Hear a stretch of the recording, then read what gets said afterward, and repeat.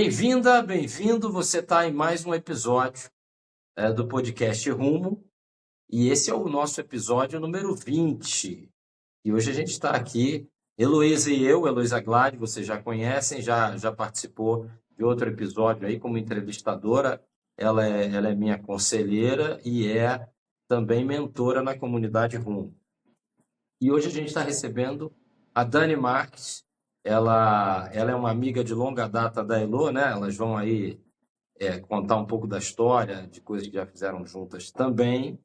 E Dani é uma pessoa de muita projeção, uma mulher líder e que tem um papel fundamental na minha concepção, no desenvolvimento do Brasil e da sociedade. Ela vai falar hoje com a gente aqui sobre as mulheres e finanças, mas não só executivas, mas sobre as mulheres do Brasil, né? Como elas lidam com as finanças, com investimentos e como deveriam lidar, né? Não só como elas lidam, mas como deveriam lidar. Dani é sócia e presidente do conselho da Legend Capital, é conselheira da Azul Linhas Aéreas, ex-presidente da Caixa Econômica Federal e executiva do mercado financeiro, né? Então, Dani, seja bem-vinda.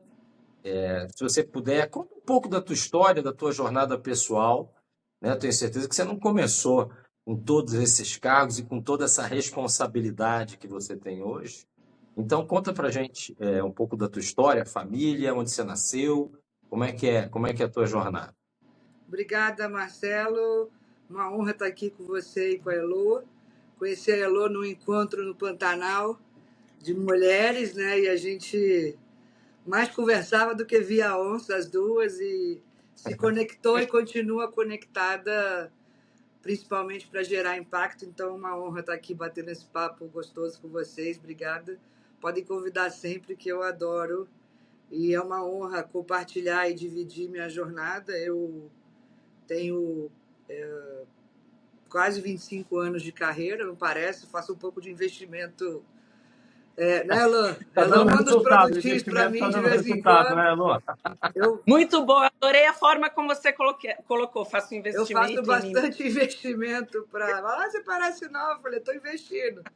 Comecei no Palio, minha meta é chegar no Porsche. Mas eu comecei minha carreira com 19 anos. Na verdade, eu era uma menina de interior. Meu pai foi funcionário do Banco do Brasil de carreira, minha mãe era professora. E eu vivia dentro do banco já, pequena, 9 anos, 10 anos. Você quer fazer o quê? Eu quero trabalhar. Eu tinha planilha, eu vendia manga, eu vivia no banco. E a história ela é tão interessante que o meu pai jogava na loteria toda semana e joga até hoje, né? Eu brinquei quando eu fui presidente da Caixa, eu falei, você não ganha agora, senão ninguém vai acreditar que você jogou a vida inteira. Para de jogar. Agora é proibido, né? E eu pintava aqueles quadradinhos e ele falava, que você vai ganhar na loteria, o que você vai fazer? E eu dizia, vou comprar um banco, vou ter um banco, para mim. Legal. E a história... E eu me lembrei disso porque durante a minha gestão, a loteria fez 60 anos e a gente gravou um vídeo e você tinha que contar histórias e memórias afetivas com a loteria, e a minha foi muito interessante, né? Então, eu tinha muita certeza, a gente foi morar no Rio de Janeiro depois, e eu tinha muita certeza da vocação que eu tinha, e isso hoje é um pouco de direção, e eu vou falar um pouco de presente, futuro e visão junto com a minha história, porque foi a partir da minha ida para a vida pública que eu fui me conhecendo, e aquilo transformou não só a vida de pessoas e no impacto que você gera, mas transformou a minha vida e a minha consciência, o meu autoconhecimento da minha história. E eu tinha quando falavam de certeza do que eu queria fazer. E hoje eu falo que, para mim, e dizia isso, a Caixa é um banco de 90 mil pessoas, né? Então foi uma experiência de liderança incrível. Talento e vocação e dom não tem a ver com gênero, nem com raça, nem com preferência sexual, né? Tem a ver com aquilo que vem do seu coração. Todos nós temos um dom, todos nós viemos, né, para fazer alguma coisa, ter um propósito de vida, e isso tem a ver com aquilo que você gosta, se realiza e faz bem, e quando você faz bem feito aquilo que vem de dentro do seu coração, estuda, se dedica, vai dar certo. E eu tinha muita certeza que eu queria trabalhar em mercado financeiro. Fui fazer economia na PUC, e aí, com 19 anos, comecei a aplicar para bancos, né, para trabalhar em banco. E meu sonho era trabalhar e operar bolsa e trabalhar em mesa de operações, que foi quando, e isso eu só enxerguei 20 anos depois, mas as minhas entrevistas eram muito interessantes, do tipo, o que você está fazendo aqui? E eu quero trabalhar no banco, ninguém me tirava isso, né? Eu tinha certeza absoluta. E na época, e eu fui vendo essas coisas, principalmente da inspiração e do lugar. Eu morava em Barra Mansa, Maria Silvia era presidente da CSN, e o sobrenome dela é Marques, como o meu, né? E a minha mãe dizia: você vai ser Maria Silvia Marques, você vai ser Maria Silvia Marques. Eu conhecia Maria Silvia hoje, pra você ver como a vida é interessante. E ela me deu o livro dela e já fizemos painéis juntos e tal, mas ela dizia, e era minha mira, era ela, no sentido de ter alguém que aspiracionalmente te diz que você vai chegar, né? Ninguém tirava isso da minha cabeça, não. E a minha mãe: você vai ser Maria Silvia Marques, você vai ser Maria Silvia Marques. E aí as minhas entrevistas eram caóticas. O que você está fazendo aqui? Aqui não é lugar para mulher, aqui tem muita pressão. E eu era muito ousada e revisitei e conto isso hoje, porque dizia: aqui não é lugar para mulher. E eu falei: porque é um trabalho de cérebro, né? Não é sobre o que você tem embaixo da roupa. Mulher não aguenta pressão. Aí eu falava: Elô, a mulher pare um filho, de que pressão a gente está falando, né? Quer mais força do Imagina que só, isso, né? Do que a dádiva de claro. parir um filho. Então eu era muito ousada, assim, porque ninguém tirava a certeza que eu tinha. E aí trabalhei como sócia de gestoras independentes na mesa de operações. Eu perturbei tanto que eu consegui. Obviamente jogam mulheres e categorizam na área comercial, aí é para o RH, aí agora tem sustentabilidade, né, Lô? Mas eu queria ir para o coração do negócio e fui. Não foi fácil, assim, era muito hostil. Eu acho que hoje nem é permitido coisas que eu vivi e passei, felizmente, né? Mas no fundo, eu digo que metade da jornada tem a ver com conscientização, né, e respeito, e isso deixar de ser uma questão. E a outra jornada tem a ver com a desconstrução dos medos e a forma como a pessoa encara, que cada um tem o direito de dizer o que quiser. Como você deixa te impactar e você encara, isso aí é você com você mesmo, né? Então, assim, não que seja fácil, mas é uma escolha, é uma escolha. E aí eu trabalhei alguns bons anos na mesa de operações, fiz uma transição de carreira quando montei uma gestora no Rio. Eu percebi que eu queria realizar coisas, né, construir, etc. E aí, em 2012 para 2013, tive o privilégio de fundar uma gestora que foi a Bozano Investimentos, hoje é Crescera, com o ex-ministro Paulo Guedes e o Sérgio Heraldo Salles, e um time estrelado. Eu era jovem, o Grupo Bozano, e aí eu assumi uma posição de COO, CFO, e Chief of Everything Else. Eu tocava os que não eram Investment Professional e construí. E ali foi quando eu dei um primeiro salto, assim, no sentido de que era algo que eu não estava pronta. E aí também hoje você fala: você não tem que esperar estar pronto para ir, você tem que ousar e às vezes tomar risco, né? E a pessoa que me convidou, que hoje é meu sócio, Sérgio Geraldo, a quem eu sou grata pelas mentorias e oportunidades, e hoje tenho o privilégio de ser sócia de novo, mas ele dizia: você está pronto? Eu falei: não, mas vou ficar rápido, prometo. E Perfeito. Eu, aí, eu e acho, depois... Dani, essa mensagem, eu queria até te interromper, porque essa mensagem para as mulheres, ela é muito importante, porque a maioria das mulheres não pensa como você, não tem a tua coragem, que é entrar numa jornada sem estar 100% preparada. Os homens entram em jornadas com 30% de preparação. As mulheres querem estar 98% preparadas para considerar, porque o ideal seria 100%. Isso atrasa a vida das mulheres, né? Óbvio, a gente tem que ir para um novo cargo sem estar preparado, mas ir com a certeza de que vai ter um mentor, de que vai ter uma pessoa que vai Que vai te estudar, apoiar se para se dedicar. preparar nessa jornada. Mas, assim, isso que você acabou de falar, eu acho que é a primeira lição para as mulheres e para todos nós, que é, puxa, se você deseja alguma coisa, faz como a Dani, vai lá e faz. E tenha certeza de que vai dar certo e que você vai se preparar durante a jornada, não antes da jornada. Isso te atrasa e você acaba desanimando, ou um homem que aceita 30% vai passar na sua frente. Não faça É. isso, não permita que isso aconteça. Esse é só uma parte que eu achei muito legal que você acabou de Perfeito. falar, Dani. E é isso, É. assim, se você... o nosso nível de cobrança com a gente mesmo é muito alto, né? Assim, nós mulheres, né? E nos múltiplos papéis, então você tem que se dedicar, transpirar, mas você sempre tem que estar além do que esperam de você e do que você pode dar, né? Isso você faz ousando e tomando riscos, né? Senão você está sempre na sua zona de conforto. Então, a minha vida tudo foi um pouco...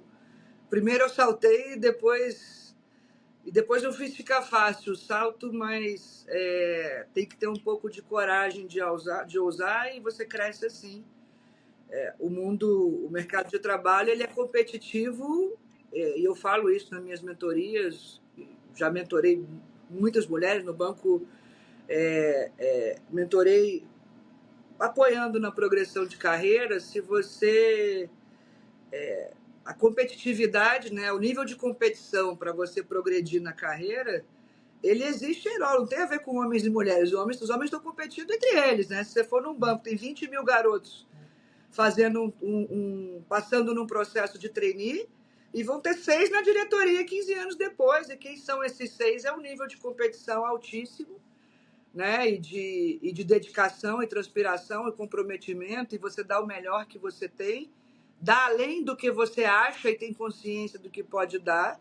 E isso não tem a ver com homens e mulheres, isso tem a ver com o mercado de trabalho em si, e ao seu melhor que vai dizer aonde você vai chegar. Então, a certeza que a gente tem é que a gente está dando o nosso melhor e não dando um passo para trás ou hesitando porque tem medo de errar. É melhor tentar acertar errando do que não tentar, é a minha leitura, sabe, Marcelo? Então, e aí ali nessa vivência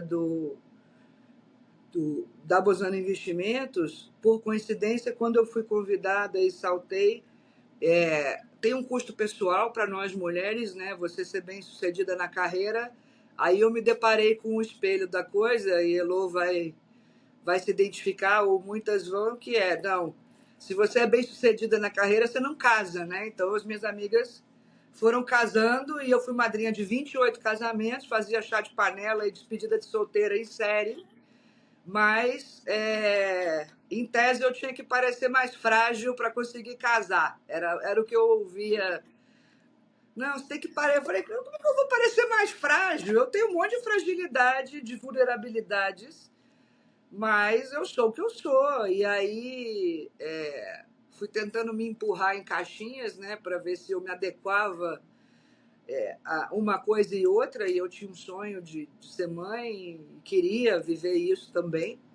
Eu não queria ser a executiva workaholic bem-sucedida que morreu sozinha, era como eu me via, né?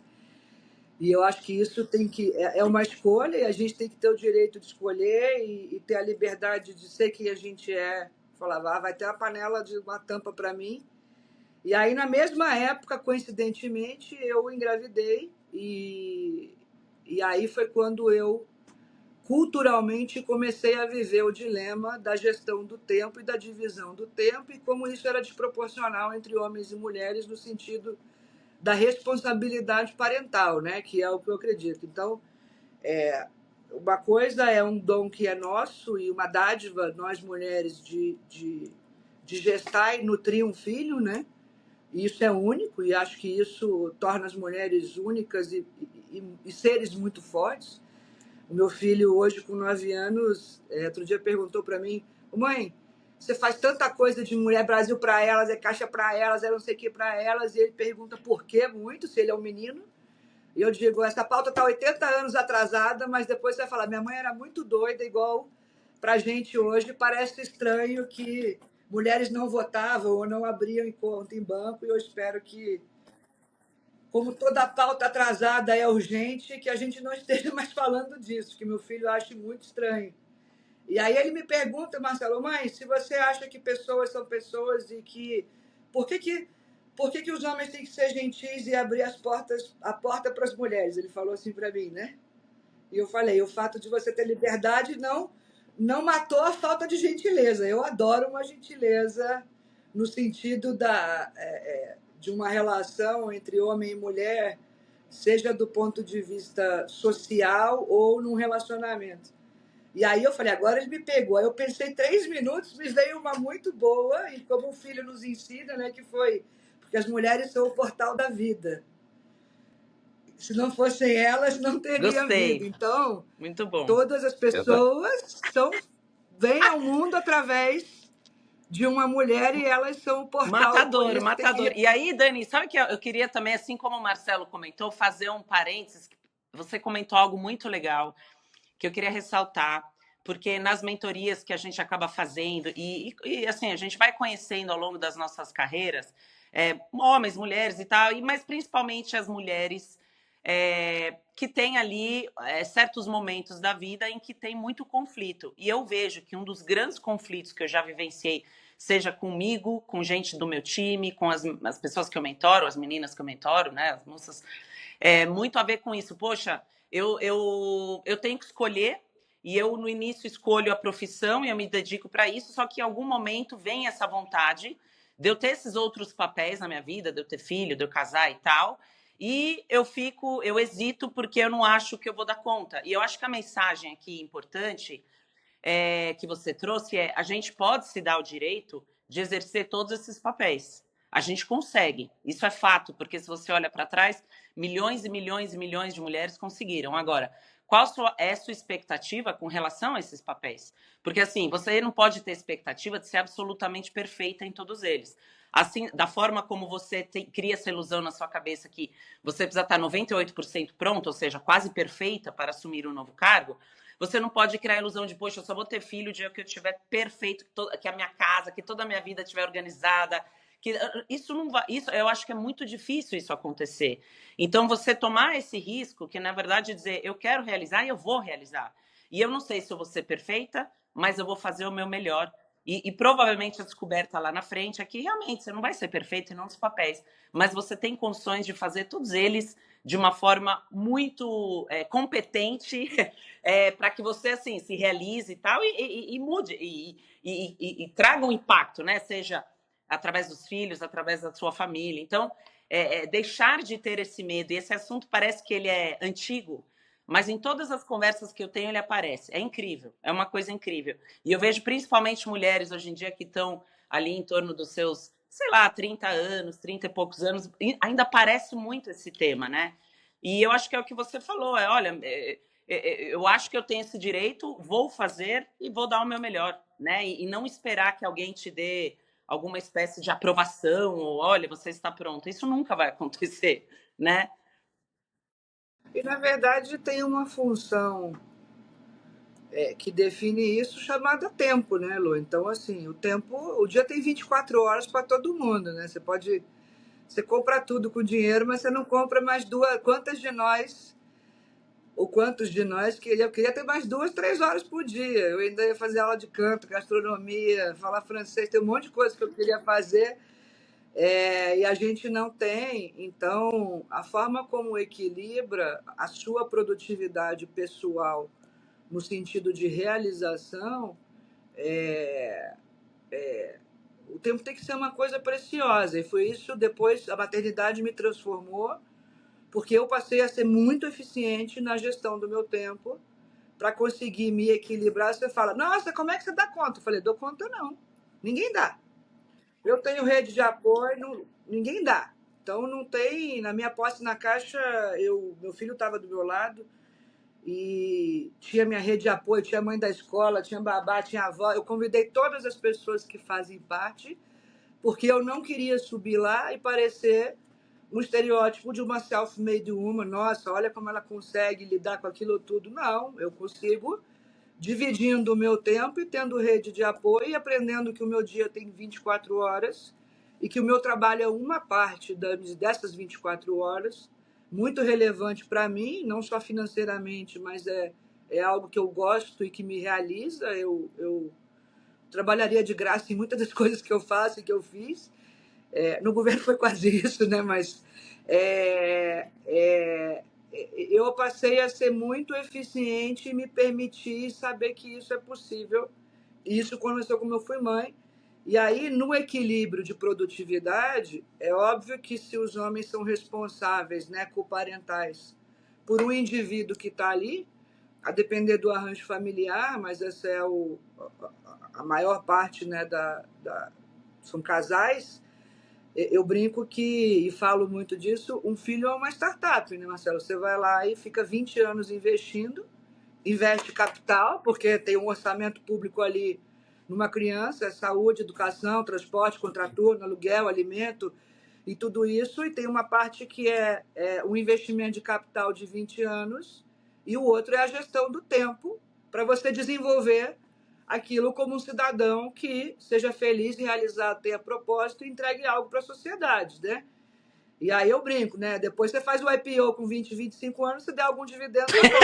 É lucro. Cumpriu sua parte, tá feliz. Eu acho E que deu essa lucro, espera mas pelo assim, dividendo é um assunto mais feminino, né? Os pais já sabem que esse retorno vai ser zero. As mães ainda É um carregam uma certa investimento. Você quer esperança chamar para de mais tempo. investimento, tá tudo bem, mas é um investimento a fundo perdido, porque o retorno provavelmente não vai chegar nunca, né? chega na velhice depois, eu espero. Vamos ver, vamos Mas eu ver. acho isso. Então, se você tem um sócio nessa startup, que é um sócio meio a meio, tirando o primeiro ano da startup, tem um período que Sim, realmente a mulher tem uma carga na gestão mais intensa, vamos dizer assim, se a gente. muito mais. Depois dos próximos 17 anos, é uma sociedade meio a meio. Eu, por exemplo, troquei de marido, mas não pode trocar de sócio na minha startup. Tenho mais 9 anos de sociedade ali, que é o pai do meu filho, e a gente tem que Sim, continuar sendo sócio. E sim, isso traz responsabilidades que eu acho que hoje existe uma concentração maior por uma dinâmica cultural natural, mas eu acho que é onde está a grande transformação, que é como essa carga se divide e o quanto a cultura das empresas permite que as pessoas sejam participativas no seu empreendimento familiar e na gestão das suas startups. Então, eu vejo muito bateção de bumbo na cultura de abrigar mais direitos para as mulheres, mas o que você vai ver são mulheres sobrecarregadas e as empresas tendo queda de produtividade. Na verdade, você tem que aumentar a consciência e as lideranças, principalmente as masculinas, tornarem isso mais fluido e mais participativo, porque eu vejo essa questão dos arranjos como um processo natural que veio de conectividade e mobilidade. Por que os arranjos familiares eram como eram? Porque o dono de gestar é o único, de nutrir é o único da mulher. E se você não tinha conectividade e mobilidade, era na selva. O homem vai buscar a caça, né? A gente viu as onças lá, e a onça fica lá, esperando e protegendo a cria. E aí quando você começa a ter conectividade e mobilidade, é natural que os arranjos vão mudando e a mulher passou a participar mais da busca da caça, né, e ter mais liberdade de atuação, mas isso tem que envolver uma divisão de trabalho diferente na gestão do que eu chamo de empresa familiar. E as duas. Então, a gente fala muito de sustentabilidade, mas parte do compromisso de sustentabilidade, para mim, tem a ver com você permitir que o cidadão do futuro que está sendo formado na casa das pessoas, a empresa também tem um comprometimento com aquilo em relação aos seus sócios e aos seus funcionários, que é um pouco do que a gente vive aqui no Legend. Se você extrai tudo da pessoa, você tem pessoas exaustas, né? E aí eu vejo hoje, você fala de gênero separado de saúde mental, e para mim essas coisas estão ligadas, porque o celular te deixa ligado em casa e no trabalho o tempo todo, e a gente divide pouco essas atividades, né? E aí eu acho que as mulheres têm uma sobrecarga muito grande E eu, nos cargos que eu exerci, eu botei como parte da meta, tinha lá os calendários de atividade das crianças, lá no banco eu chamava de Venture Kids, né? Você tinha um fundo de Venture Kids, e a gente vai criando um compromisso recíproco e uma rede de apoio interna dentro da empresa, que é, hoje você lá vai ver o seu filho e eu seguro, e amanhã é o meu, e isso não ser uma vergonha, você fingir que não tem o aniversário dos seus pais ou que seu filho não canta na escola. E eu provoquei isso muito na época da Bozano Investimentos, que eu era a única mulher da diretoria, eu era mais jovem. Os meus sócios, eu tinha sócios que tinham filhos pequenos, né? E eu aprendi ali fazendo que no dia da reunião meu filho ia apresentar os trabalhinhos da escola e eu cheguei para eles e falei: o filho de vocês não canta na escola não e nem tem trabalho, só o meu? Ah, é a mãe que vai. Eu falei, você só paga, não quer ver? Uma coisa que é única, daqui a pouco cresceu, você entregou para a vida e viveu. E aí a gente ali, no universo que era menor, e depois eu continuei praticando, na Caixa foi uma revolução cultural muito rápida, de que foi a rede de apoio e o comprometimento com isso, ele ser parte da cultura da empresa e não só um direito das mulheres, entendeu, Marcelo? E isso eu ainda falo e atuo e lidero pelo exemplo dessa forma, porque se eu estou trabalhando 8, 10, 12 horas focada por dia e eu sair 40 minutos, uma hora, porque participei de uma atividade do meu filho, busquei na escola, botei para jantar e depois, ainda mais com a facilidade que a gente tem de trabalho remoto hoje, eu acho que isso compromete zero a produtividade, pelo contrário, na minha leitura, pessoas felizes performam mais, né? E se a empresa te consome tudo como ser humano, uma hora vai comprometer a sua vida pessoal,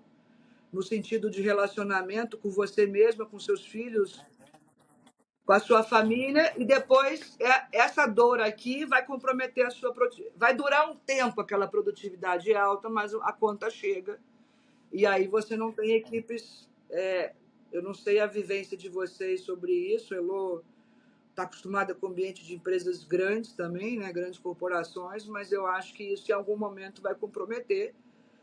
E é por isso que está se falando tanto de saúde mental, porque o celular ele tenta nos deixar conectado em tudo de uma forma. Então eu brinco, como é que você consegue? Eu falei, na gestão do meu tempo, por exemplo, eu não sigo a vida de ninguém, porque eu não consigo nem fazer tudo que eu queria fazer com a minha, quanto Exato. mais Nem da nossa Cuida da própria vida, sua, né? né? Quanto Que mais já a está de vida. bom tamanho. Aproveitando esse ponto, o que eu queria colocar para você nossa, as mulheres têm essa diferença, mas um ponto de diferença fundamental elas, de fato, são responsáveis por equilibrar o orçamento da casa, gerir a maior parte dos lares. Muitas mulheres são empreendedoras. Quando a gente fala do Brasil, a gente está falando de um país onde a maioria da população tem uma condição econômica mais baixa, e as mulheres têm um papel preponderante na sobrevivência, no avançar da família. Mas quando a gente fala de investimento, quando a gente fala de tomada de decisões no financeiro, a mulher não está participando muito, está participando pouco. Como é que é isso? Como é que você viu, e dentro da tua jornada, a gente iniciar essa coisa da cultura? Que cultura é essa da mulher e das finanças, onde parece que há uma dissociação das responsabilidades? Quando eu fui para a vida pública, Marcelo, e é ótimo a sua pergunta, e aí foi um chamado meu, né? O Paulo era meu sócio. Paulo é um cara genial do ponto de vista de visão estratégica, como economista. Ele construiu muita riqueza montando equipes complementares em torno de divisão dele. Ele fundou um banco, fundou grandes projetos de educação e a gente fundou uma empresa junto, e eu tive o privilégio de ser membro da equipe dele e conviver e beber da sabedoria dele. E quando eu tinha tido um chamado antes um chamado de doação, que o que eu tinha atingido eu tinha que retribuir de alguma forma. Eu não sabia como, né? como fazer, mas tinha a ver com um chamado de cura. E isso é muito íntimo de que a cura do mundo vinha da terra e do ground tinha a ver com uma rede de mulheres e que eu tinha que me conectar com mulheres esse tempo. Eu era uma executiva do mercado financeiro, igual um trator e ao mesmo tempo que eu tinha muito... cresci muito, né, como profissional, como pessoa, o meu nível de consciência social e até essas percepções que eu passo hoje, eu não tinha 6 anos atrás com essa clareza. Eu revisitei e fui entendendo, né, quando eu fui para a vida pública. E aí o meu chamado foi anterior, quando ele foi convidado para fazer um plano econômico, eu falei, bom, a gente cria riqueza no setor privado, eu acho que existe a chance de fazer um impacto real e criar riqueza para o país. E eu era uma das únicas mulheres da equipe e eu disse para ele, eu vou com você. A gente estava numa fase muito próspera do negócio e tinham coisas materialmente muito relevantes para se concretizar. E ele, não, você está muito jovem para ir para a vida pública, tem que acabar de concretizar. Os meus sócios achavam que eu estava doida. Falou assim, Dani, você está doida. Paulo vai consertar Brasil, a gente vai ganhar dinheiro e vamos ficar aqui. Compra um cavalo, faz terapia. E eu, não, eu vou e eu queria viver aquilo e o que você vive, para mim, tem muito mais peso do que quanto você ganha e, obviamente, em qualquer coisa que a gente faça, a gente já está numa camada de privilégio muito grande em relação ao que é a realidade econômica e social do nosso país, né? Então, como eu fui e aí ocupei cargos, a primeira parte, assim, o Ministério da Economia era uma fusão de 5 ministérios, era muito grande, o maior ministério em termos de relevância de política pública em número de pessoas que já teve. Eu era uma espécie de... Eu era um líbero no time ali, jogava do calo ao câncer, da política organizacional do Ministério, em termos de execução dos projetos e convencimento das lideranças políticas, e tive o privilégio de conviver com muitas e aprender muito sobre o processo, mas principalmente você vê as vísceras do Brasil, né, e aprende muito sobre o país.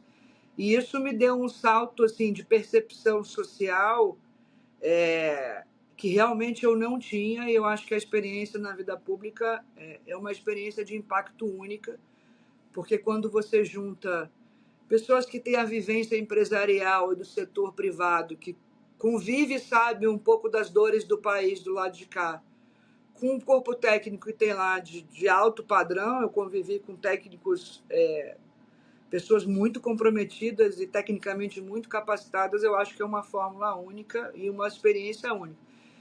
E a gente pegou a pandemia, né, que foi a primeira fase que eu conectei, porque a pandemia foi muito mais sacrificante para as mulheres do que para os homens, no sentido do acúmulo do homeschooling, etc. E eu, como toda, você vai pegar assim, meu álbum, tô eu na pandemia, com meu filho, aí tô eu com o Tarcísio, com um com o outro, e eu levava junto, porque estava todo mundo em casa, aí não tinha rede de apoio, e ele ficava ali, a gente trabalhou num regime de guerra, né? Foi a fase que eu mais trabalhei na minha vida, porque foi um choque que ninguém nunca...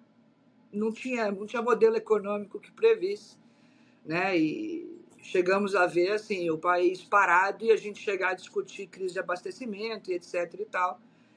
E aí eu trabalhei muito na construção de políticas públicas ali que reergueram o país, né? Do ponto de vista econômico, o fato foi que a pandemia gerou um impacto de quase 5% de queda no PIB. No ano seguinte já tinha voltado para o nível anterior. E depois de 2 anos, o saldo de emprego destruídos no Brasil foi 0. A gente conseguiu atravessar um choque econômico daquela magnitude, além de uma crise de saúde sem precedentes, algo que para o espaço aéreo do mundo... Crise para mim no mercado financeiro, você lembra, era o World Trade Center, parou o aeroporto de Nova York 3 horas. A gente viveu uma crise que parou o espaço aéreo do mundo durante alguns meses, né? Então foi algo que a história vai... eu acho que a gente ainda vai olhar do ponto de vista histórico, que foi a pandemia, né? E ali, para mim, foi uma experiência muito relevante. E aí a gente viu, foi quando nas reconstruções e conversando com a turma do Sebrae e outros, eu vi o impacto daquilo, porque as mulheres tiveram que abdicar dos seus empregos, das suas funções, e aí foi quando a mola de retorno foi através do empreendedorismo, né? Então, muito dessa vocação despertou da dor, né? Não é glamuroso, foi um senso de oportunidade, sim, fala assim, eu tenho que trabalhar em casa, teve que deixar o trabalho porque não tinha condição ou com quem deixar os filhos, e aí você começa a fazer o que dá, borda, costura, bolo, o que for, e se reinventar. Então, quando eu assumi a Secretaria de Produtividade e Competitividade, que hoje é o Ministério da Indústria e Comércio, e eu sou muito agnóstica nessa questão. Acho que a via financeira é uma via transformadora, né? $1 é $1 e R$ 1 é R$ 1 para todo mundo. E eu acho que conhecimento e independência financeira é o que liberta, não é uma rede de proteção que te liberta, seja do Estado, seja de mulheres entre mulheres ou racial, não é isso. O que vai libertar é conhecimento e uma rampa financeira de independência, porque é isso que te dá a liberdade de escolha, né? Então, eu sei que, por exemplo, para eu me divorciar, a minha facilidade de sair de uma relação que não era boa para mim, ela é muito maior pelo fato de eu ter a minha independência financeira do que possivelmente é para outras mulheres, até porque o trabalho de back-office em casa não é reconhecido numa relação, né? Então, para mim, se na empresa familiar tem um no front office e um no back-office, pode ser que você tenha atribuições de renda diferentes, mas você constrói uma renda e um orçamento familiar que uma parte é reconhecida e a outra não. E aí, na história das startups que a gente falou antes, eu brinco, aí depois, quando você tem um cara bem sucedido trabalhando em banco e a mãe fazendo a gestão dos filhos ali, aí depois ele vai e se forma, aí tá lá em Colômbia se formando, e quando eu falo, nossa, puxou o pai, eu falo, puxou o pai o caceta, tá lá a mãe soprando todo dia, desconstruindo o medo das crianças, Com aprendendo a certeza. enfrentar os obstáculos na escola, e aí é bonito quando se fala, puxou o pai, né? E aí a gestora leva uma fração menor da medalha, e pelo menos reconhece quem fez a gestão na divisão de horas. Divide a medalha, né? Eu contei isso numa palestra outra vez, eu tenho até um personagem que vai me autorizar a falar, que é uma mãe de 3 filhos homens, e o pai é um acadêmico, um cara genial, e ela se dedicou muito, né, no desenvolvimento dos filhos, e os filhos são todos bem-sucedidos, e aí quando eu contei, ela, essa sou eu! Fala lá, todos puxaram o pai, eu não fiz nada, né? E eu falei, você tem que me autorizar a falar seu nome e eu contar essa história com o personagem real, é um cara líder, professor, etc e tal. Mas, então, assim, aí eu desenvolvi uma estratégia de empreendedorismo feminino chamada Brasil para Elas, no sentido de tentar conectar e articular uma política pública que tivesse a via econômica para que ela fosse perene e não tivesse suscetível a ideologias políticas, né? Assim, uma coisa que, do ponto de vista econômico, trabalhasse em termos de política pública para reduzir as barreiras que de fato existem, né? Não adianta dizer que não existem para mulheres. Às vezes a mulher tem a vontade e não tem a oportunidade. Quando ela tem a oportunidade, ela não tem com quem deixar os filhos. Aí quando ela consegue um curso, ela não consegue comprar o material. Então, como é que a gente impulsiona? Uma vez que, em termos de política pública, como a mulher é o centro gravitacional da família e ela faz a órbita principalmente do investimento educacional dos filhos, R$ 1 investido em política pública atrelada a mulheres, ela tem 5 vezes o impacto de qualquer outra, que é como se você estivesse investindo no presente e no futuro, porque ela vai transferir uma parte daquilo para a educação e para a gestão das startups dela, né, e dos filhos dela. E aí a gente lançou uma estratégia nacional que era baseada num comitê presidido pelo Ministério, mas trazendo órgãos multilaterais, do BNDES, a própria Caixa e 9 entidades civis que trabalham no tema, como Mulheres do Brasil e essas entidades de mulheres empreendedoras e etc.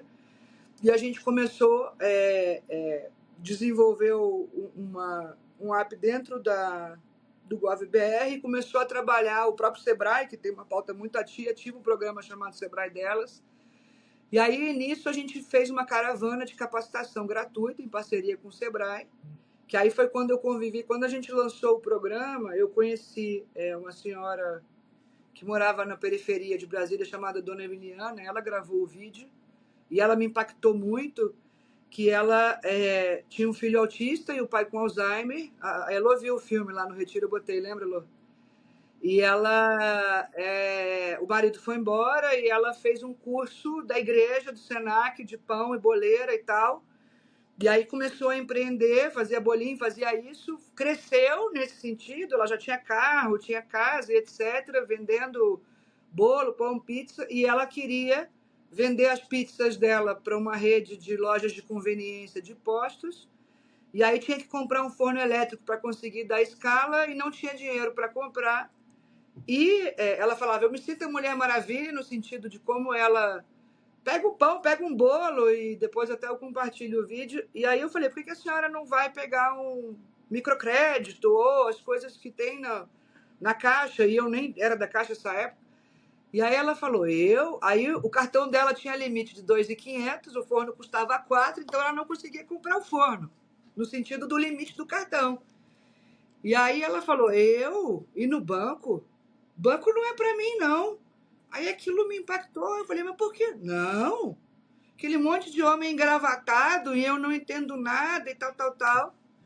E aí a gente lançou a estratégia, saiu em caravana, e foi quando eu percebi duas coisas que são invisíveis. Uma é o pertencimento, né? As mulheres acham que o ambiente não é para elas, e elas têm vergonha mesmo.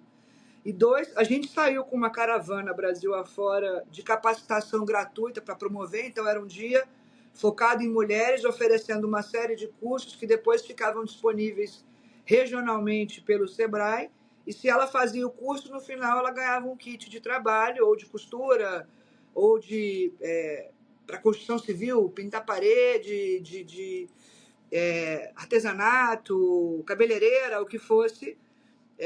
Se fosse culinária, ganhava as travessas, forminhas, etc. e tal.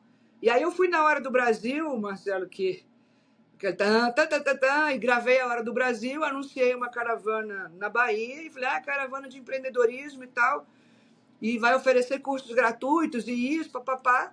E aí a gente abriu para perguntas depois no chat. A primeira pergunta que veio é, o que é empreendedorismo? Aí eu, opa! Aí eu comecei a falar, não, você, dona de casa, que lava, passa, cuida do filho, vai, volta. Não... Então, aí eu vi duas barreiras que não eram claras para mim, além da econômica, social e todas. A primeira era do pertencimento, e a segunda era da linguagem. A linguagem não é acessível. Então, a gente está falando de um país onde 90% da população ganha até um salário e meio, tem 17 milhões de mulheres beneficiárias do programa social, mais de 80% das famílias de baixa renda são chefiadas por mulheres, sendo que mais da metade desses 80 mulheres solo, né, chefes de família solo. E aí eu vi que tinha uma questão de que a gente está aqui no mundo do ISD tomando chá, eu e a Elô, falando de empreendedorismo, disso, daquilo, e elas não sabem nem que o ISD são elas, entendeu? Assim, ou do que a gente está falando. E aí as caravanas me impactaram. Essa Conectar comunicação que você está falando, né, que é uma comunicação muito centrada numa classe social e muito centrada no homem. Então, essa jornada de ajuste e que você está colocando talvez seja o primeiro passo, né, da transformação para que ela possa vir e ocupar o espaço que já é dela, mas que ela mesma não está vindo para ocupar porque a comunicação não está chegando para ela de forma adequada para que ela compreenda o que está acontecendo. Como é que você encarou isso? Eu entendi. Como é que você encarou? O que você fez de mudança? E aí, porque, na verdade, não encoraja, né? E aí eu fui mudando a linguagem, porque uma coisa era eu participar e me adaptei, e aí eu fui convivendo com essas mulheres. Quando eu cheguei na Bahia, nessa mesma, que foi a primeira caravana, eu estava andando lá, visitando os estandes e tal, e aí chegou uma mulher para mim, Dona Cláudia. Essa eu tenho um grupo meu que acompanha ela até hoje. Ela pegou, Aí ela, eu quero falar com Daniela Marques. Aí eu, opa, falei, me chama de Daniela, é alguém que quer brigar comigo ou quer falar comigo mesmo, né? E aí ela falou assim, eu moro a 7 horas de Salvador e peguei o ônibus e tal, porque eu ouvi você falando na hora do Brasil que aqui tinha algo para mulheres que querem crescer. Quem quer trabalhar? Ela não falou empreendedorismo. Quem quer trabalhar e botar a mão na massa e crescer, tinha que vir aqui. Ela pegou um ônibus 7 horas e foi para lá. Só que chegou lá, não conseguia nem entender o que era stand de quê. E aí eu sentei com ela e falei, a senhora tem que escolher o que a senhora gosta de fazer. Isso, isso e aquilo. Aí ela pegou um curso no Sebrae que ela fez na cidade dela. E hoje o Sebrae, assim como a própria Caixa, são órgãos de capilaridade nacional, né? O Brasil é um país continental, socialmente, uma mulher de baixa renda da periferia de São Paulo é muito diferente de uma mulher da periferia do norte ou do nordeste, mesmo em termos de linguagem. Aqui as pessoas estão mais digitalizadas, já estão mais bancarizadas, então você tem uma questão regional que eu vi que era muito forte. Tem uma questão ligada ao ciclo de abuso, e aí foi nisso que eu me conectei com essa pauta, Marcelo, que é muito mais profundo e latente do que a gente imagina, a questão da violência contra a mulher e do abuso de meninas. E aí, sim, nessas regiões, e eu viajei para o norte, fui para Marajó, chega a ser primitivo ainda o que acontece com mulheres e meninas. Só essa palavra, mas é algo que até hoje eu guardo assim muito forte, me impacta, me emociona mesmo de ainda você pensar que a cada hora 3 a 4 meninas são abusadas sexualmente antes dos 14 anos. E o ciclo da violência contra a mulher, ele está ligado justamente a essa questão da falta de independência financeira. E aí, nessas rodadas, eu fiz 8 estados em caravana, né? E a Cláudia foi uma, fez o curso, hoje ela vende os bolinhos dela e tal, e conseguiu, como a dona Emiliana, mas num negócio que foi uma linguagem que encorajou, e não que... Então, se a gente está falando para a gente mesmo, né, aqui em São Paulo, aqui na Faria Lima, e uma coisa é você participar de pautas e encontros de SD, mas a hora que você vai descer, a comunicação, mesmo dos bancos, se você pega a linguagem dos bancos, e aí a gente fez um programa de crédito depois, e aí foi uma terceira que eu vou dar o exemplo para você pegar a questão da parte financeira. Eu fui para Heliópolis com o pessoal da CUFA e lancei um programa com eles, que hoje para mulheres de favela, né? No alto da favela tem mulher que voa alto, e hoje a Caixa ainda conduz esse programa, assim como a Estratégia Nacional, o Ministério do Desenvolvimento da Indústria e Comércio, né, do ministro Alckmin, ela continuou. Isso me deixa feliz que tenha perpetuado, independente de questões políticas, né, porque a gente está falando de mulheres. E eu falei, quem abraça o país pelas mães abraçou todo mundo, né? Depois eu disse isso na minha posse, porque mãe é uma coisa universal, todo mundo tem a importância da mãe. E aí eu conheci uma menina que tinha uma loja de bolo, café e tal em Heliópolis, e ela também estava investindo, assim, faturava já quase R$1 milhão por ano, tá? Já era pequena grande, vamos dizer assim.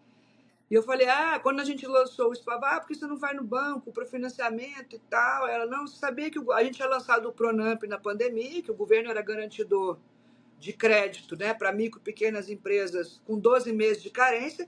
E eu falei, não, temos o Pronamp, o governo tem garantidor com 12 meses de carência e os juros é mais baixo.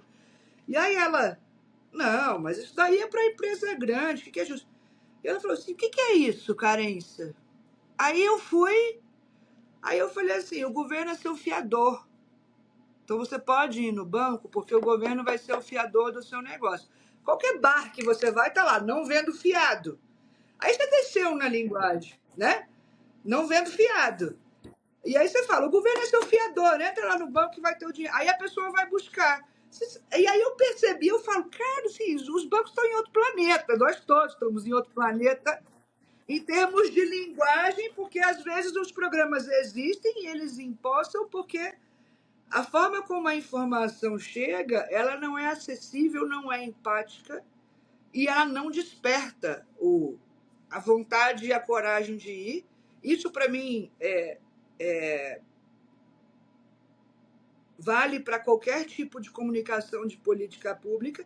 E aí, se você desse um degrau para as mulheres, é mais latente ainda, porque aí tem uma questão de uma inércia cultural em relação ao tema financeiro, que por alguma... e eu acho que também faz parte da naturalidade do ciclo, que até 1970, mulheres não abriam conta em banco sem a permissão do pai ou do marido, e até 72 não tomavam crédito. É ali, né? É quase, não vou dizer que é quase quando eu nasci, senão eu vou contar a minha idade, mas tá ali, não é 100 anos atrás, 200 anos atrás. Então eu vejo também como, não é uma revolução, não foi feito de maldade, eu não sou muito dessa linha, acho que é um processo natural de evolução e é uma inércia cultural que existe, que parte das barreiras são visíveis, parte invisíveis. E quando eu assumi a Caixa, foi um presente final, e isso eu recebi a mesma pergunta na época: você está pronta? Eu falei não. E na época o presidente perguntou para mim: você está pronta? E era uma crise, estava muito perto da eleição, aquele ambiente acirrado que ainda é. Eu era uma pessoa técnica, a gente tinha uma relação próxima, e aí eu falei: o senhor estava pronto para ser presidente da República? Eu falei: não, nem eu, mas a gente vai fazer, né? Então, era uma denúncia ligada a assédio, você tinha uma questão midiática muito forte, aquilo impactou muito a marca do banco, né? As pessoas estavam com vergonha de trabalhar na Caixa, e a Caixa tem um corpo técnico que é excepcional. As pessoas que trabalham no banco da carreira são apaixonadas pelo banco, assim, elas não têm sobrenome, a Elô da Caixa, o Marcelo da Caixa. Então é uma cultura que eu acho que é quase de sobrevivência em relação ao quanto como corporação sofre com trocas políticas constantes, né? Troca de governo. Dentro de um governo, troca várias vezes o presidente. E aí eu olhava e falei: bom, o Bradesco fica 20 anos preparando um presidente, né? Discutindo sucessão, 10 anos. Aí o anterior tá lá o Trabuco no conselho, mentorando o atual. Eu falo: como é que esse cara, cada 1 ano e meio tem o presidente, troca tudo, troca o conselho. E aí eles têm um espírito de grupo ali, e uma cultura corporativa muito forte, assim, que me impressionou e me impactou muito. E aí, como é que eu resgatava, né, e engajava, e isso é gestão de crise. E aí, quando eu assumi o banco, assim, a marca, que é a 4ª marca mais valiosa do Brasil e mais reconhecida, a Caixa está em quase 100% dos municípios brasileiros, me levaram a uma avaliação que ia numa escala de menos 100 a mais 100. A marca do banco era 72, 74, tinha caído para menos 40. E aí você dava um buscador e falava: é o banco do assédio. E aí eu tomei uma posse interina numa sexta-feira. Eu não gostava de me expor, tá, Marcelo? Isso é uma coisa que eu vou contar assim, brincando. Eu não falava em público nem em jantar de Natal de família. E eu tive que curar isso conversando com o espelho. Não falava nem subir em palco, não tinha conforto zero, não falava em jantar, não discursava. Tanto que eu passei 3 anos de governo sem tirar uma foto. Aí nas caravanas comecei a falar. E aí, quando eu vi, eu estava com minha cara no Jornal Nacional. Eu falei: agora eu vou parir a fórceps, eu tenho que curar isso. Que no fundo era um medo meu de me expor e de expor vulnerabilidades e você ser visto e julgado, né? E isso foi. Hoje eu sou faladeira pra caramba. Senta aqui, se ficar 3 dias, a gente fica. Sim, Entrevista sim. ao vivo, o que Mas for, você eu enfrentou tenho. o medo, né? Que é o grande inimigo nessa jornada aí, feminina, é o Mas medo. eu tive que curar isso, o meu medo de falar e o meu desconforto, porque era muito desconfortável para mim. E aí, quando eu assumi, eu falei: agora eu vou curar a face, porque eu estava no Jornal Nacional, eu estava dando entrevista ao vivo de 1h30. Na época, até eu falo isso nas minhas palestras eu ia fazer o direto ao ponto. Eu falei: cara, aí me deu um pânico, né? Falei: vou ficar 1h30 ao vivo, não posso errar. Aquela pancadaria política. Falei: não quero fazer, me deu um pânico, assim, de ir. E aí eu tenho umas amigas que, a Renata e a Natália, que elas têm um negócio de joia, que eu falo assim, manda os diamantes para mim, que eu vou me encher de diamantes para provar, para eu ter a sensação que não ia ter ninguém olhando para mim. E aí você vê como são as mulheres que eu fiz a entrevista, Elô, tava com um anel assim, com sol e tal, 1h30, eu fui muito segura, assim, muito consistente, não errei, graças a Deus, porque ao vivo não tem como encerrar. E aí, no final, todo mundo, É. parabéns pela entrevista. Porque aí as mulheres e o anel? Da onde? Isso são as mulheres, né? Foi muito show de economia. As mulheres não E perdoam. aí que eu... Eu falo, Dani, que a gente se produz e se, né, toda a produção e tal fica sempre muito mais marcada para as mulheres do que para os homens. Não é uma questão que você faz, são as mulheres que reparam, as que falam, as E que tem que comentam. botar o brilho para fora mesmo. Eu parei de usar... Na caixa eu só andava se pegar minhas fotos, e é um pouco também de quebrar estereótipo. Eu estava sempre de saia colorida, eu não tirava aquelas fotos assim, para tentar, porque assim, a gente não precisa se masculinizar para ser bem-sucedido na liderança. A força está no feminino e no seu estilo. Se você encolhe e contém ele, você vai competir naquilo que você não é forte. Como não é um jogo de luta livre naturalmente os homens têm mais força física do que as mulheres, você tem dons e aptidões diferentes, e eu acho que o feminino a vocação natural, ela é diferente, e você tem que extrair o seu melhor e não o seu tentar potencializar aquilo que é mais fraco para a gente parecer igual e competir. Você tem que competir na sua força, né? Você falou um pouco, né, da tua visão do feminino, das ações que você tomou. Quando a gente pensa nos resultados, como é que foi isso? Como é que foi o impacto sobre a população feminina? Ela se aproximou, ela se bancarizou mais. Hoje a comunicação está mais efetiva. A gente, então aí quando eu assumi o banco, intuitivamente, a minha lição de gestão de crise, né, como executiva, gestão de crise, o manual tem 2 dicas básicas. Vou deixar aqui. Isola a crise e tenta estancar. E o 2, qualquer tipo de crise. E o 2, cria um objetivo claro para você engajar o time e a organização em outra direção, né? Então, nesse manual simples, e eu olhei o balanço do banco, falei, como é que eu engajo e da onde eu capturo a força para você reconstruir a imagem. E o banco tinha 2 aspectos muito fortes. Um era a habitação, 2/3 da carteira é habitação e é o banco da habitação, e o segundo é o social. E aí me veio uma inspiração muito forte, chego a crer, e eu sou muito espiritualizada e pratico, tento evoluir, mas literalmente converso com Deus nesse sentido, e eu acho que veio uma inspiração que eu chego a achar que foi sobrenatural, porque foi um download muito rápido de para onde eu tinha que ir, mas no sentido de que, olhando para a via social no meu manual, eu tinha que abraçar o próprio tema e transformar aquela dor da organização em cura para fora. Então, você fala de assédio, Marcelo, a Elô sabe, tem assédio na Caixa, tem assédio em todos os lugares. Estatisticamente, tem uma pesquisa que eu recebi e encomendei: 52% das mulheres economicamente ativas sofrem algum tipo de assédio no trabalho. E aí, quando você estende assédio, violência e abuso, 1 em cada 4 mulheres é vítima de algum tipo de violência, e a cada hora, 3 ou 4 meninas são abusadas sexualmente no Brasil. A cada hora. E quando a gente fala aqui, estamos a 1 hora, 3 ou 4 meninas foram abusadas. Então, quando você traz isso para a sua realidade, você pensar se aconteceu com a sua filha ou com alguém muito próximo, que é a forma mais fácil de você sensibilizar, não só as mulheres, mas os homens, né? Eu falo, bom, eu tenho uma máquina, e a Caixa foi uma ferramenta, porque eu já tinha ido num chamado. Falei, bom, eu tenho um canhão de alto calibre, que é uma organização que está presente a nível nacional, e eu vou abraçar isso e fazer para valer. E aí a gente lançou uma estratégia.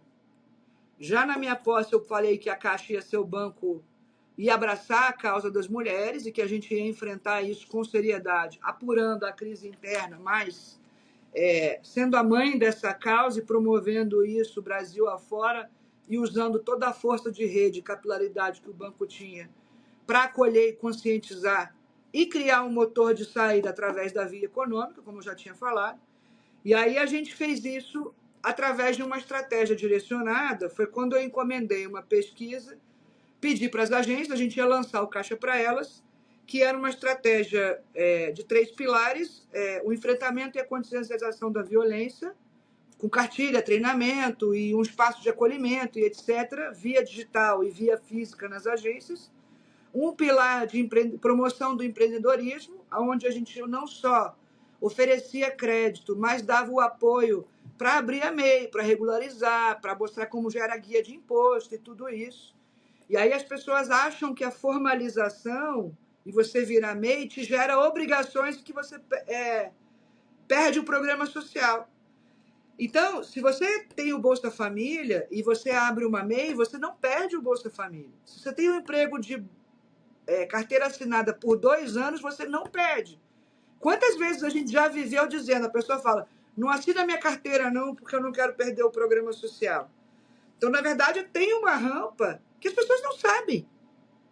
Então, eu tinha o banco na mão, que era o operador do programa, quem é o operador e faz o pagamento do Bolsa Família era a Caixa, e essa informação não chegava. Ora, se 75% das famílias são chefiadas por mulheres, 17 milhões de beneficiários finais são as mulheres, você trabalha de forma cruzada a informação, a conscientização e enfriamento do abuso e a rampa de informações que a gente capacitou. E aí, como fez isso? 40 dias depois, a gente lançou, através da capacitação de 8.000 pessoas no banco, e espaços dedicados no app, na agência. Quando você tem um app chamado Caixa Tem, e a pandemia foi transformacional no termos de bancarização do brasileiro, né? Tiveram 2 coisas que foram muito transformacionais. Primeiro, a pandemia, que através do auxílio emergencial bancarizou quase 30 milhões de pessoas, foi o número de contas de poupança abertas naquele momento, né? Cidadão que não era digitalizado. E o segundo foi o Pix, que aí foi uma transformação completa no sentido de bancarização e algo que é reconhecido internacionalmente, trabalho excepcional do Banco Central. Então, hoje, o brasileiro, se você pega o que é a curva de prosperidade, é digitalizar o cidadão, bancarizar e inserir nos mercados, né? E aí o programa, ao invés de ser reativo, no próprio app do Caixa Tem, que foi aonde receberam o auxílio, se a mulher botava o CPF dela, ela caía num ambiente que tinham as 3 estratégias: a prevenção à violência, o empreendedorismo e aí produtos e serviços dedicados a mulheres, assim, com a linguagem focada em mulheres. Aí eu chamei as agências, Marcelo, que foi indo o meu aprendizado e as minhas surpresas. Tragam para mim as referências de campanha dos bancos, campanha de massa, né? Não campanhazinhas localizadas, de produtos, serviços, campanhas e sample de coisas focado em mulheres. Tinha campanha de Dia das Mães só e Dia da Mulher. Não tinha. Mas não tinha. Nada. Tem um banco digital, que por acaso é o maior, o único banco que se conecta, na visão das agências, tá? Não é a Dani, que se conectava com mulheres, é o maior banco digital do Brasil, que é o Nubank, que tinha a marca roxa. Falei, interessante.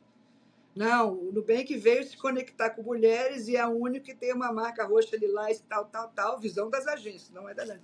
Falei, entendi. Aí eu pensava comigo, falei, bom, eu quero fazer. E aí eu percebi que mesmo para as mulheres de alta renda, existe uma questão de que elas não têm. Se pegar um casal de médicos e eles têm uma clínica e são sócios, quem vai cuidar da parte financeira da clínica é o homem, não é a mulher. E aí, quando você vai para baixa renda, a linguagem já é ruim como um todo. Quando chega nas mulheres, ela se sente burra, não pergunta, ela tem vergonha, ela acha que o ambiente é engravatado e tal. E aí a gente capacitou 8.000 pessoas, abriu no primeiro mês 250 espaços, depois 1.000, e ao final do ano tinha um plano para ter em todas as agências um espaço onde o corpo técnico do banco da ponta estava capacitado não só para acolher em termos de Ligue 180, Ligue 190 e as mulheres e tal. E eu no piloto de teste no primeiro mês. A gente atendeu mais de 500 mil mulheres vítimas de abuso e violência, tá? Nas agências. E aí foram histórias assim. E aí, como a gente fez um negócio muito ostensivo, eu peguei comunicadoras mulheres para elas traduzirem para mim. Eu mesma tenho dificuldade ainda e aprendi ali. Como é que a gente fala de esmalte, de sérum, vitamina C, botox, isso, aquilo, a mulher sabe 3 cores, bege, cru. E aí, quando chega na parte das finanças, é a mesma coisa, só que a gente está sendo influenciada o tempo todo para consumir e tomar decisões sobre uma gama de produtos diversos, exceto finanças. E aí, o exemplo que eu usei era se uma mulher gasta, como consumidora mesmo, friamente falando, se a gente gasta 50, 60 bilhões de reais por ano, é o tamanho da indústria de esmalte no Brasil, e um homem gasta zero, será que todo o consumo de seguro e previdência é igual, o estímulo e o... né? O meu chip não é igual ao seu, Marcelo, não é, totalmente diferente. Você só olhar eu e a Elo e você na live, né? As coisas que a gente consome, como a gente decide, são totalmente diferentes. E aí era um reconhecimento do ponto de vista comercial, obviamente parte da estratégia central na primeira fase, o meu objetivo era resgatar a motivação interna de um time de 90 mil pessoas e reconstituir e reparar o dano reputacional que tinha sido com a do banco. E, para minha surpresa, 30 dias de programa, e aí a gente lançou seguros de baixa renda, fui pegar os números, falei, me traz os números de consumo de produtos de mulheres, né? Fui ver a curva ABC do banco e tal. A Caixa tinha 74 bilhões e 800 mil clientes mulheres e só 4% consumia algum produto financeiro. Aí eu virei noite, falei, a mulher está preocupada com o futuro do filho, ela que pensa, planeja a faculdade, ela traça o plano todo mental na cabeça dela, todas que são mães, sabe? E quem faz e ela não faz seguro e previdência por quê? Né? Assim, começando do básico, para mim. E ela é empreendedora, metade da força empreendedora do país. Hoje são 14 milhões de MEIs no Brasil. Metade é mulher. Se elas são metade do empreendedorismo, por que elas são um terço do crédito? Um pouquinho menos. E aí mas aí eu fui fundo nisso, estudos e pesquisas e testando, e a gente lançou, tanto do ponto de vista de linguagem quanto incentivo dos produtos, né? Botava o pré-natal, o Papa Nicolau, assistência funeral, aí você tinha, se a filha adolescente engravidasse, estava coberta, então tinha uma série de coisas mais atreladas a você tornar aquele produto by design para mulheres, inclusive os incentivos de cartão de crédito, e a Visa e a Elo foram grandes parceiros meus, e lançaram labels, etc. E aí passaram 30 dias e eu fui ver, vamos ver o que aconteceu, né? A minha expectativa não era comercial, e a gente, no primeiro mês, já tinha 16 milhões de mulheres interagindo no app. Qualquer produto, crédito, seguro, previdência, CDB, cartão, tinha um floor de mais de 3 vezes o resultado comercial do que qualquer outra época. E aí, passados 4 meses e meio de programas, eu tinha 1.000 espaços nas agências. Aí peguei as mulheres, a Ana Hickman, a Luciana Gimenez, e que depois viraram minhas amigas até, mas eu fui no Ratinho. Aí o Ratinho, assim, você vê, ele é genial na forma como ele traduzia. Então, deixa eu ver se eu entendi. Aí eu falava. Aí ele via, assim, dava traduções literais e simples, assim, com uma simplicidade. Ele, na época da Previdência, o próprio Silvio Santos, assim, como eles são geniais, e na verdade não é a gente que vai chegar e nem os bancos, você tem que trazer. A gente colocou locutora de favela com o pessoal da CUFA. Você, dona de casa, você acha que você vai perder o seu programa? Está apanhando em casa. Então, assim, a gente começou a levar para quem se comunica numa linguagem muito popular, né, a gente ir criando essas traduções E isso teve um resultado excepcional. E aí, no final da jornada, a gente tinha 36 milhões de mulheres interagindo, e aí as histórias, os depoimentos, eu tinha o que eu brincava que era uma caixa de histórias, assim. Teve uma mulher trans, no dia que até eu fui no lançamento do Caixa para Elas, numa agência no Rio, a primeira agência da Caixa lá no centro do Rio. A Luciana Gimenez estava comigo nesse dia, e tinha uma mulher trans lá, que viu um anúncio na rua, ela era viciada em crack, mendiga, e ela viu aquilo e foi para a Caixa porque se sentiu acolhida, simplesmente assim, perguntar e tal. E aí, no dia que eu fui lá, ela estava recebendo o Bolsa Família, que não recebia, porque não sabia que existia, porque era cracuda. Olhou assim, segura na minha mão, e falou assim: eu estou há 45 dias sem droga e estou usando o dinheiro para comprar mercadoria para vender, e estou começando a comprar mercadoria para vender. O meu objetivo é ter uma barraca para eu ter Pix e uma máquina, porque eles disseram que se eu vier aqui com a barraca e tiver isso, aí eu consigo comprar mais coisa para vender mais rápido e tal. E aí era um negócio de algo que estimulou de uma forma que ela falou assim: eu posso ir lá que vai ter, porque hoje não é. E se o Banco é social, tem que fazer esse trabalho de inclusão, né? A primeira fase da rampa, que é a mais difícil. Então, assim, teve mês da gente fazer 8 vezes mais seguro do que toda a história do banco.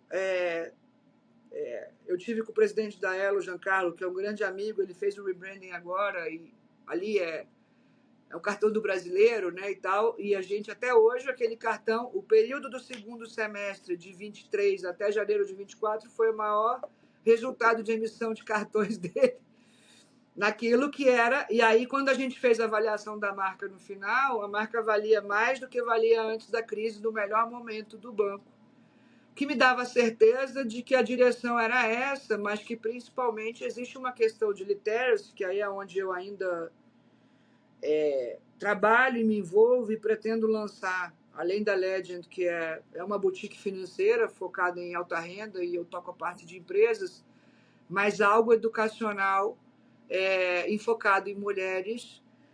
Nos Estados Unidos isso está acontecendo numa velocidade muito alta, né, de literacy, que chama, que é o letramento, e a abordagem e a forma como você gera estímulo para que a mulher hoje, que é o centro decisor de consumo da família, Elô entende e conhece muito mais disso do que eu, mas toda indústria de propaganda é focada nas mulheres para qualquer produto, e ela é o centro decisor e consumidor, exceto o produto financeiro. E aí não é uma questão que a gente fala: não, eu não quero participar, e isso é parte do arranjo familiar, é ok, mas está falando de um negócio de massa de 52% da população, que eu acho que tem que ter uma rede de influência para que essa escolha ela seja consciente e não inercial, porque ela não é estimulada como ela é estimulada em termos de influência e campanhas para outros produtos, né? Então, e aí eu descobri que os bancos gastam pelo menos 13 e até 30 vezes mais em veiculação de conteúdo e propaganda direcionado e em esportes e produtos e etc. masculinos do que femininos. Se você olhar isso para cosmético, vai ser 100 a 10, né? Então, assim, não é o único fator, né? Como eu falei, tem a questão da abordagem, tem a questão do encorajamento, tem a questão da influência, tem a questão do letramento, mas isso, quando eu pego o exemplo das minhas próprias amigas, elas brincam que eu tenho o programa, o Pergunta para Dani, que separou ou vai lidar com o inventário, é a hora que senta e vai tentar entender, e muitas vezes é na dor, né? E aí se vê totalmente perdida, sem planejamento, sem envolvimento. E aí é uma curva de aprendizado a fórceps e muito mais dolorosa. Então, ainda que na divisão, no seu arranjo familiar, isso esteja mais atribuído a um dos parceiros ou ao homem, eu acho que o nível de consciência, né, e de domínio, e tem que tirar. E aí aí na minha quarentena eu estudei muito do tema, mas assim, existe uma questão de uma relação ruim E aí eu comecei a trazer e construir uma abordagem de finanças como um tema de autocuidado e bem-estar para mulheres também, né? E isso é autocuidado e bem-estar, porque senão ela lida com tudo e aí está preocupada e finge que não tem uma fatura de cartão.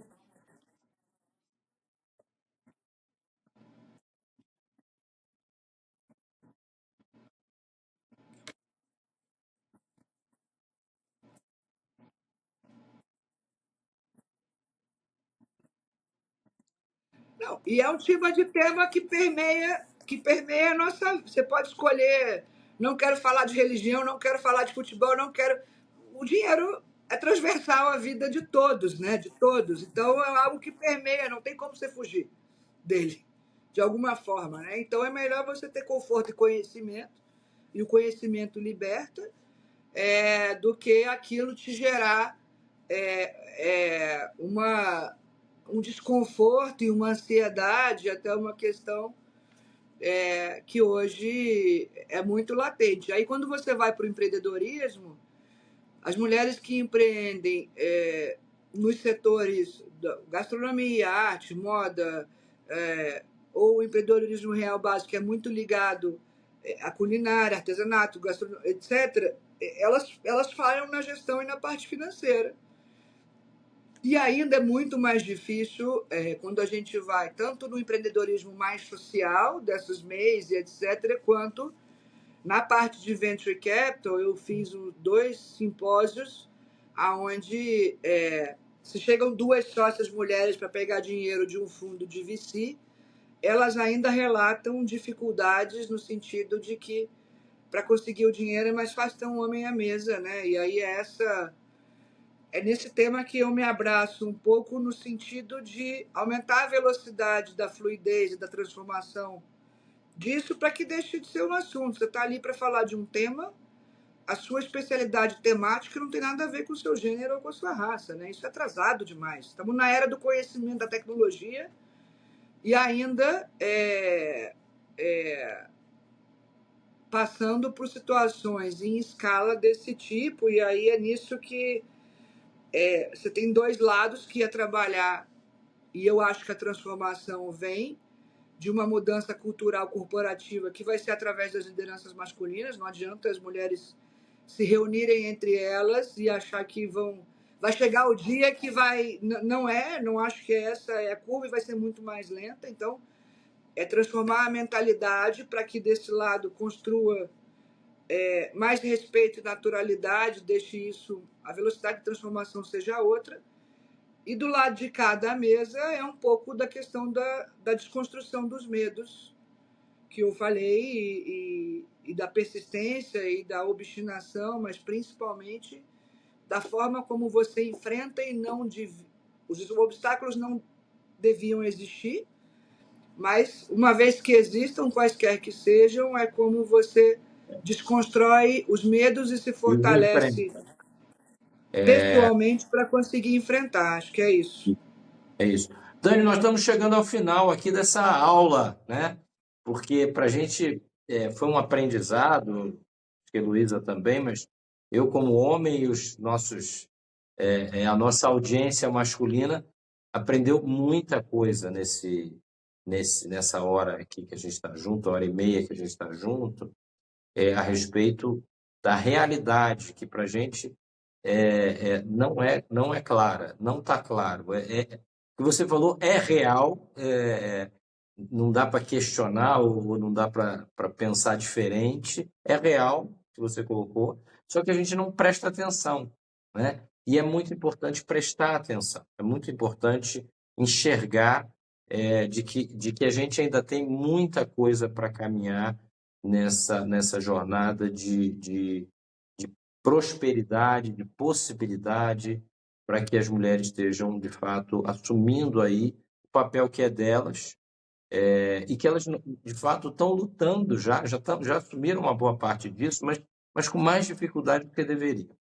Para a gente fechar, eu queria que você só colocasse eu chamo de moral da história, né? Qual é a moral da história? Qual é a frase que você coloca, ou a expressão que você queira trazer para a gente, a respeito da transformação que é necessária dentro desse processo. Para mim, assim, a moral da história é um compartilhamento de jornada nesse sentido, sabe, Marcelo? Assim, essa jornada não é das mulheres. Essa jornada é uma jornada transformacional dos arranjos familiares. E eu acho que quando a gente fala dos compromissos, e aí, como eu disse, o tempo é único, universal, e é óbvio que se você atribuir um pedaço maior da carga, isso vai ter um custo de produtividade muito grande para as empresas. Então,